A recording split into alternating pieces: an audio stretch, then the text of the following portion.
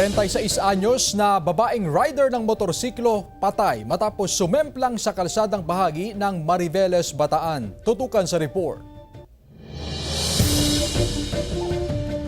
Patay ang isang rider ng motorsiklo matapos sumemplang habang binabagtas ang kalsadang bahagi ng Barangay Maligaya, Mariveles, Bataan. Kinilala ang biktima na si Amor Marie Hirona, 36 na taong gulang, residente ng Barangay Kamayan ng naturang bayan. Base sa investigasyon, biglang nawalan ng kontrol sa manibela ang rider at bumangga sa concrete center lane.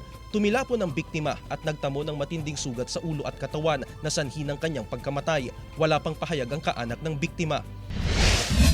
Sugatan ang nasa 21 pasahero ng jeep matapos tumagilid habang binabagtas ang kalsadang bahagi ng barangay ng Aramuan, Santa Ana, Cagayan. Galing sa Tuaw ang jeep at patungo sana sa isang beach resort sa Santa Ana nang mangyari ang aksidente.